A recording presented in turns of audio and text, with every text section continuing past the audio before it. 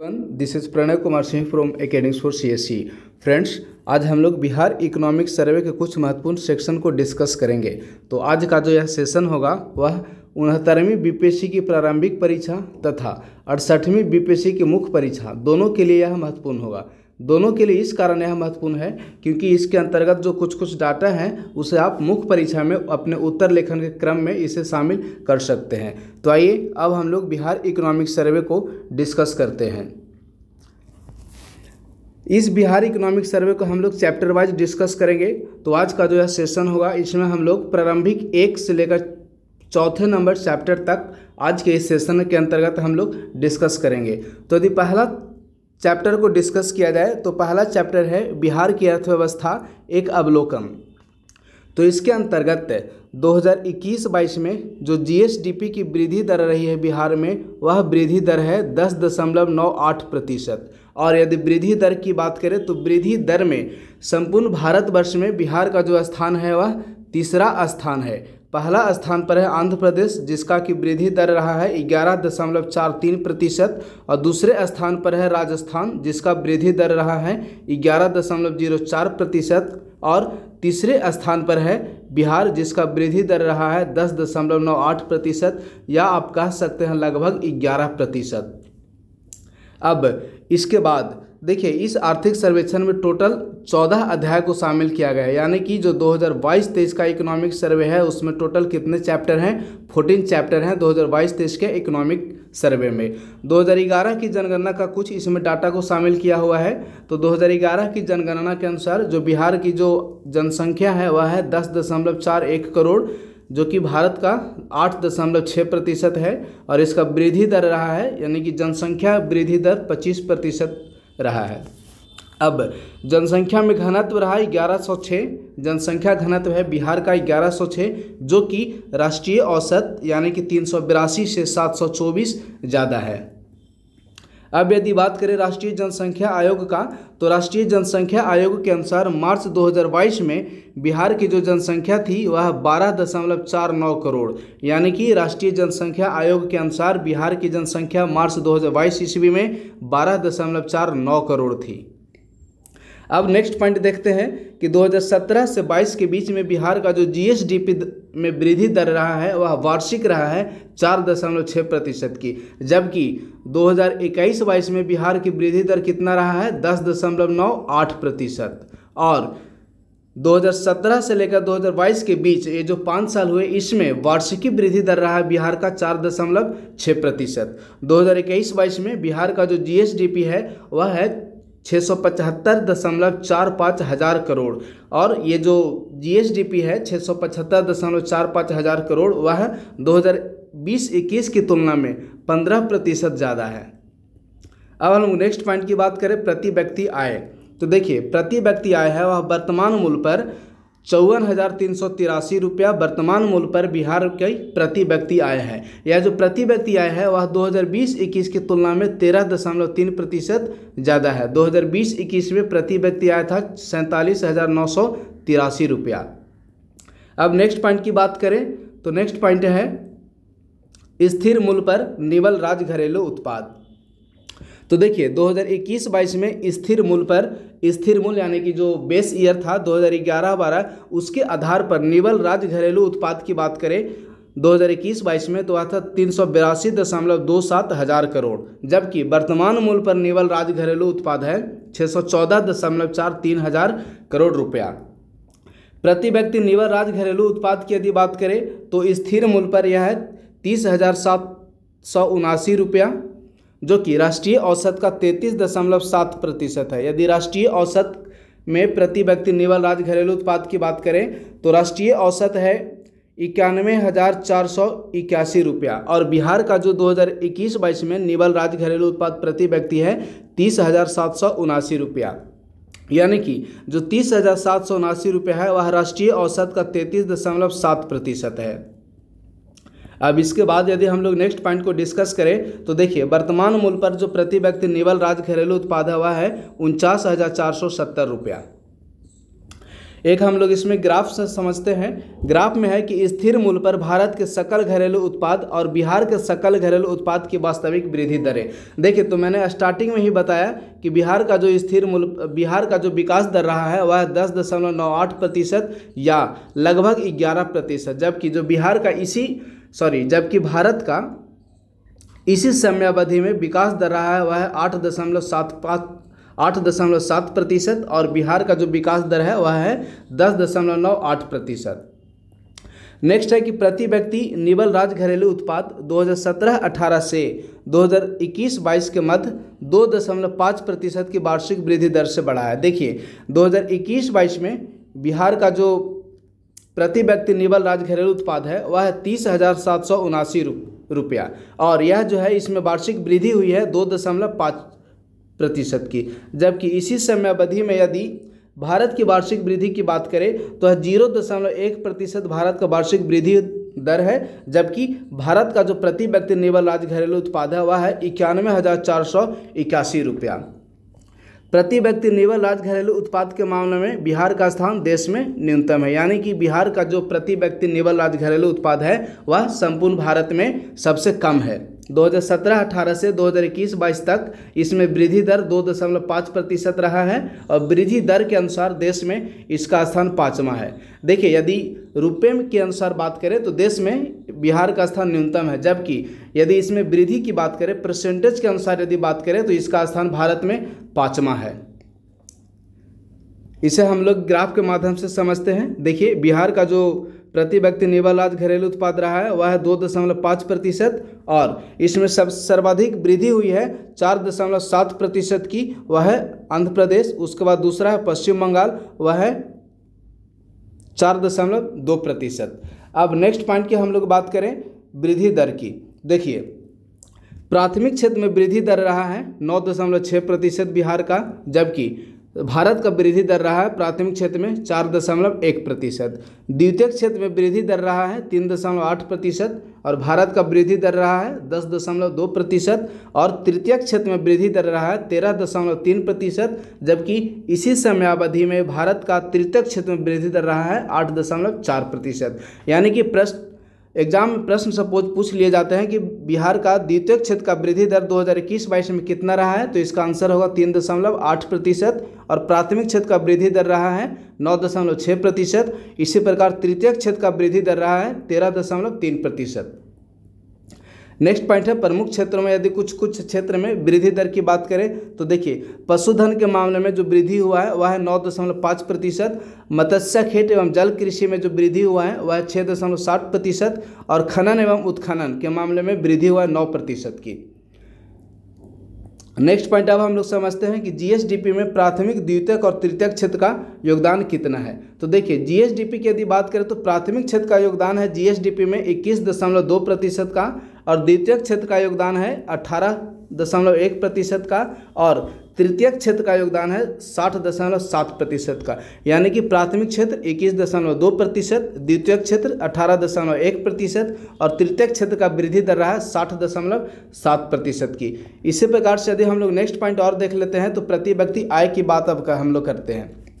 तो देखिए, सबसे ज़्यादा प्रति व्यक्ति आय पटना में है 1,15,239 रुपया। उसके बाद दूसरे नंबर पर बेगूसराय है जो कि 45,497 रुपया और तीसरे नंबर पर मुंगेर है जिसका 42,793 रुपये। यानी कि प्रति व्यक्ति आय बिहार में सर्वाधिक कहाँ है, तो पटना में है। और दूसरा प्रति व्यक्ति आय बिहार में सबसे कम की यदि बात करें तो सबसे कम है शिवहर में, उसके बाद दूसरा है अररिया में, उसके बाद तीसरा है सीतामढ़ी में। शिवहर में जो प्रति व्यक्ति आय है वह है 18,692 रुपया, अररिया में प्रति व्यक्ति आय है 19,527 रुपया और सीतामढ़ी में प्रति व्यक्ति आय है 20,631 रुपया।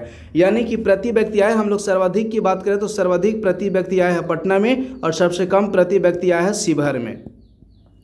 नेक्स्ट पॉइंट है लघु बचत में समृद्ध जिला कौन कौन है। तो लघु बचत में समृद्ध जिला है पटना, सारण और भोजपुर। सबसे कम लघु बचत कहाँ होता है, वह अररिया, किशनगंज और पश्चिम चंपारण। यानी कि एक पहले नंबर पर सर्वाधिक जो है वह लघु बचत होता है पटना में और सबसे कम लघु बचत होता है अररिया में।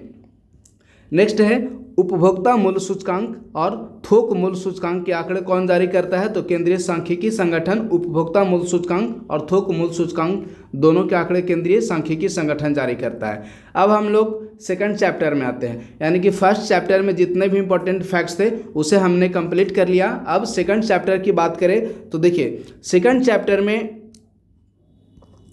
बिहार का वित्त से संबंधित है, जिसमें पहला पॉइंट है वह है राजकोषीय घाटा। राजकोषीय घाटा 2021-22 में रहा है 3.8% और 2020-21 में राजकोषीय घाटा था 4.8% का, लेकिन 2021-22 में राजकोषीय घाटा घटकर हो गया है 3.8%। प्राथमिक घाटा 11,729 करोड़ प्राथमिक घाटा होगा, और इसमें यदि राजकोषीय घाटा की बात करें तो 25,551 करोड़ रुपया यह होगा राजकोषीय घाटा। राज्य सरकार का उधार की बात करें तो वर्तमान समय में यानी कि 2020-21 में राज्य सरकार का जो उधार है वह है 12.6% का। यही राज्य सरकार का उधार 2019-20 में 56.1% था, लेकिन 2021-22 में राज्य सरकार का जो उधार था वह 12.6% पर आ गया है। अब हम थोड़ा सा कुछ डाटा को समझ लेते हैं। देखिए 2021-22 में जो कुल प्राप्ति होगा यानी कि राजस्व है वह 2022-23 में जो कुल प्राप्ति का जो बजट अनुमानित है वह होगा 1,96,750 करोड़ रुपया, और इसमें यदि कुल व्यय की बात करें तो कुल व्यय होगा 1,91,957 करोड़ रुपया।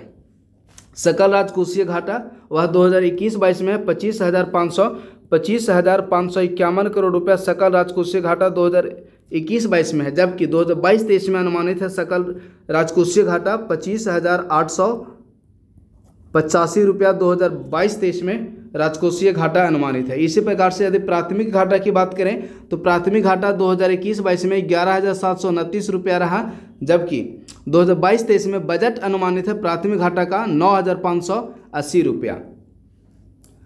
अब हम लोग इसमें यदि नेक्स्ट पॉइंट की बात करें, हाँ बकाया ऋण की बात करते हैं, तो बिहार सरकार का जो बकाया ऋण है वह 2021-22 में 38.1% है, और 2022-23 में जो बजट अनुमानित है वह भी 38.1% है, यानी कि बकाया ऋण के मामले में कोई परिवर्तन नहीं हुआ है।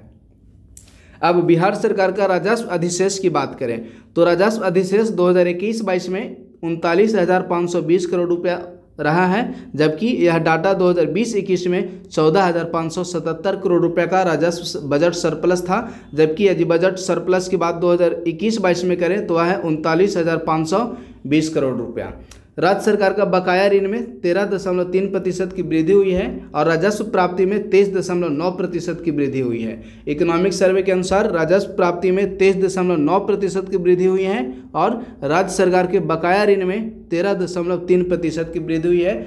राजस्व घाटा 0.1% रहा है राजस्व घाटा, और राजकोषीय घाटा 25,551 करोड़ रुपये यानी कि 3.8% है राजकोषीय घाटा। और इसी प्रकार से प्राथमिक घाटा की बात करें तो वह 11,729 करोड़ रुपया यानी कि 1.7% रहा प्राथमिक घाटा, और राजस्व घाटा रहा है 0.1%, राजकोषीय घाटा रहा है 3.8% और प्राथमिक घाटा रहा है 1.7%।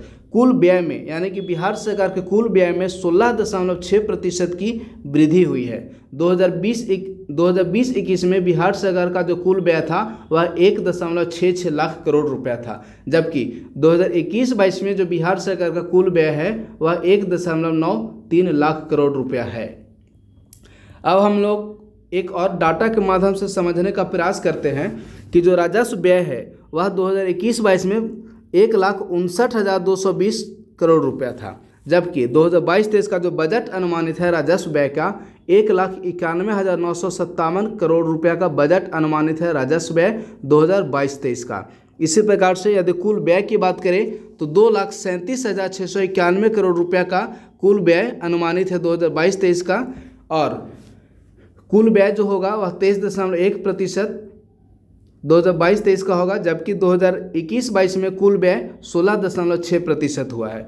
इसी प्रकार से यदि सकल राज्य घरेलू उत्पाद की बात करें तो वह है 6,75,448 करोड़ रुपया 2021-22 में, जबकि 2022-23 के लिए बजट अनुमानित किया गया है सकल राज्य घरेलू उत्पाद GSDP 7,45,310 करोड़ रुपया का। अब हम लोग नेक्स्ट पॉइंट देखते हैं, वह नेक्स्ट टॉपिक है चैप्टर नंबर 3 जो कि एग्रीकल्चर से रिलेटेड है। तो कुल क्षेत्रफल है बिहार का 93.60 लाख हेक्टेयर, भारत का लगभग 3%। अब बिहार का जो फसल सघनता है वह 1.44 फसल सघनता है। फसल सघनता सर्वाधिक शिवहर में है 1.90 और सबसे कम है पूर्णिया में 1.02। 19 जिले ऐसे हैं, यानी कि बिहार के टोटल 38 में से 19 ऐसे जिले हैं जहां की फसल सघनता राज्य के औसत 1.44 से ज़्यादा है। कितने जिले में फसल सघनता राज्य के औसत से ज़्यादा है? 19 जिले में राज्य की फसल सघनता राज्य के औसत से ज़्यादा है और फसल सघनता है बिहार का 1.44, जिसमें सर्वाधिक है फसल सघनता शिवहर में 1.90 और सबसे कम फसल सघनता पूर्णिया में है 1.02। अब हम लोग यदि बिहार में शुद्ध बुआई क्षेत्र की बात करें तो वह 53.9%, बिहार के संपूर्ण भूमि का 53.9% शुद्ध बुआई क्षेत्र है। जबकि कृषि हेतु अनुपलब्ध भूमि, यानी कि बिहार के ऐसे भूमि जहां की कृषि कार्य नहीं होते हैं, वह 23.3% है। और यदि वन की बात करें तो टोटल वन 6.6% है। आकृष्ट भूमि वर्तमान प्रति को छोड़कर बात करें तो 2.8% है। हालांकि इसमें मुख्य रूप से यही 2 पॉइंट हमें देखने हैं, शुद्ध बुआई क्षेत्र और दूसरा कृषि हेतु अनुपलब्ध। तो बिहार के संपूर्ण भूभाग का 53.9% क्षेत्र में बुआई कार्य होते हैं, जबकि 23.3% ऐसे क्षेत्र हैं जहाँ की कृषि कार्य नहीं होते हैं। नेक्स्ट पॉइंट है सर्वाधिक निबल बुआई क्षेत्र। देखिए तो सर्वाधिक जो निबल बुआई क्षेत्र है वह भोजपुर में है, उसके बाद बक्सर में है, उसके बाद सिवान में है। कुल खाद्यान्न उत्पादन 2021-22 में बिहार में जो कुल खाद्यान्न उत्पादन हुआ है वह 184.9 लाख टन हुआ है। बिहार में कुल खाद्यान्न उत्पादन कितना हुआ है? 184.9 लाख टन, जिसमें चावल के उत्पादन में वृद्धि हुई है 5.4% का और गेहूं के उत्पादन में वृद्धि हुई है 11.1% का। अब हम लोग मोटे अनाज की बात करते हैं तो देखिए मोटे अनाज का बिहार में कुल उत्पादन हुआ है 34.9 लाख टन का, जबकि मोटे अनाज का जो उत्पादकता है बिहार में वह है 5148 किलोग्राम प्रति हेक्टेयर, यानी कि 1 हेक्टेयर में 5148 किलोग्राम मोटे अनाज का उत्पादन किया जा रहा है। और जो मोटे अनाज का कुल उत्पादन कितना है? 34.9 लाख टन मोटे अनाज का कुल उत्पादन हुआ 2021-22 में। अब यदि चावल के उत्पादन की बात करें तो देखिए चावल का सर्वाधिक उत्पादन किया है रोहतास जिला में, उसके बाद दूसरा नंबर पर है औरंगाबाद, तीसरा नंबर पर है कैमूर। हालांकि चावल की यदि उत्पादकता की बात करें तो चावल का सर्वाधिक उत्पादकता भी रोहतास में ही है और सर्वाधिक उत्पादन और उत्पादकता रोहतास में हुआ है।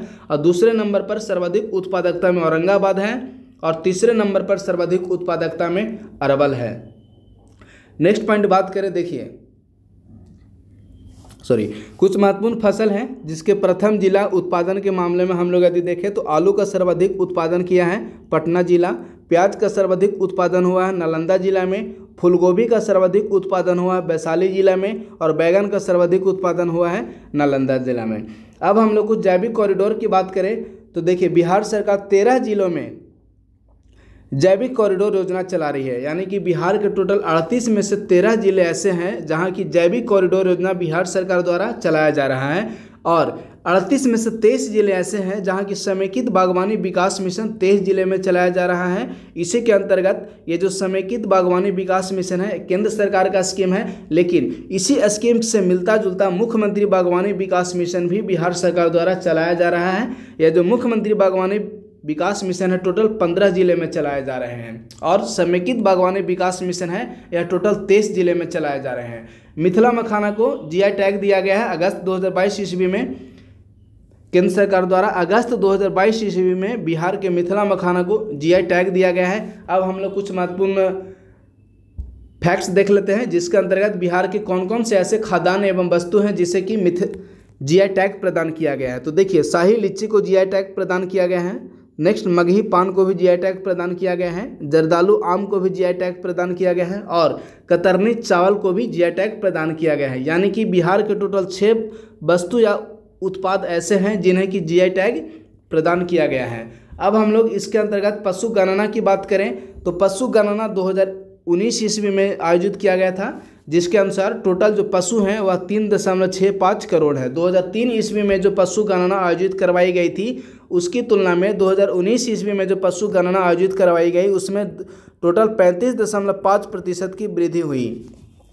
बिहार पशुधन मास्टर प्लान 2018-19 ईस्वी में प्रारंभ हुआ था और इसका जो अंतिम वर्ष होगा वह 2022-23 ईस्वी में इस स्कीम को समाप्त कर दिया जाएगा। यानी कि बिहार पशुधन मास्टर प्लान को कब तक आयोजित करवाया जाएगा? 2022-23 ईस्वी में इस स्कीम को समाप्त करने का लक्ष्य रखा गया है। दूध उत्पादन की बात करें तो 2017-18 ईस्वी से लेकर 2021-22 ईस्वी तक दूध उत्पादन में वार्षिक वृद्धि रहा है, वह है 7.3% की। यानी कि 2021-22 ईस्वी में 2017-18 ईस्वी की तुलना में दूध उत्पादन में कितने प्रतिशत की वृद्धि हुई? 7.3% की वृद्धि हुई है। 2021-22 में जो टोटल दूध उत्पादन हुआ है वह 121.19 लाख टन का दूध उत्पादन 2021-22 ईस्वी में हुआ है। अब हम लोग कृषि में बिजली का उपयोग के देखते हैं। तो देखिए 2021-22 ईस्वी में कृषि के क्षेत्र में 164.402 करोड़ यूनिट बिजली का उपयोग किया गया 2021-22 ईस्वी में। इससे संबंधित कुछ स्कीम है जो कि बिहार सरकार द्वारा चलाया जा रहा है। इसके अंतर्गत पहला स्कीम है मुख्यमंत्री कृषि विद्युत संबंध योजना। इसका उद्देश्य है कृषि के क्षेत्र में बिजली उपयोग में वृद्धि करना। मार्च 2023 ईस्वी तक इसके लक्ष्य को पूरा करना है। इसके अंतर्गत नेक्स्ट है बिहार राज्य फसल सहायता योजना। इसे 2018 ईस्वी में प्रारंभ किया गया था। यानी कि जो 2018 ईस्वी के खरीफ फसल है उस समय से इस योजना को लागू किया गया था। इस योजना के कुछ प्रावधान हैं कि यदि 20% से कम फसल को नुकसान होता है तो प्रति हेक्टेयर आपको 7500 रुपया बिहार सरकार द्वारा दिया जाएगा।